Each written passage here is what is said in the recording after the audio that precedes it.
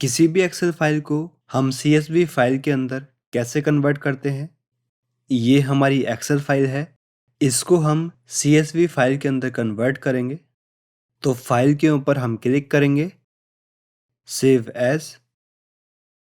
जहाँ भी इस फाइल को हम सेव करना चाहते हैं उस लोकेशन को हम यहाँ पर सेलेक्ट करेंगे।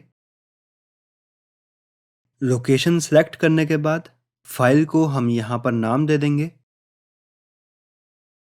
अब सेव एज टाइप के ऊपर हम क्लिक करेंगे। यहाँ पर हम देखेंगे हमको 4 तरह के CSV फाइल टाइप मिल जाते हैं। तो यहाँ पर हम कौन सी फाइल टाइप सेलेक्ट करेंगे। जो मोस्ट कॉमन फाइल टाइप हम यूज़ करते हैं वो होती है CSV कॉमा डिलिमिटेड।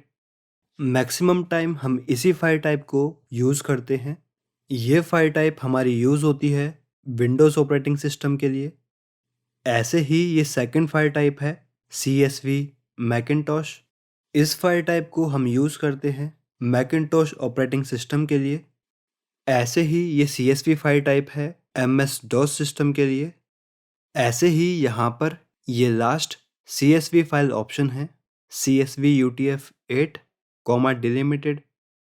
इस ऑप्शन को हम तब सेलेक्ट करते हैं जब हमारी फाइल के अंदर कोई स्पेशल कैरेक्टर हो या कोई हमारी स्पेसिफिक रिक्वायरमेंट हो कि कोई हमारा प्रोग्राम है जो इसी फाइल टाइप को एक्सेप्ट करेगा, तब हम इस फाइल टाइप को सिलेक्ट करते हैं। तो जो मोस्ट कॉमन फाइल टाइप है CSV कॉमा डिलिमिटेड, इस फाइल टाइप को हम सिलेक्ट करते हैं और सेव के ऊपर क्लिक करेंगे।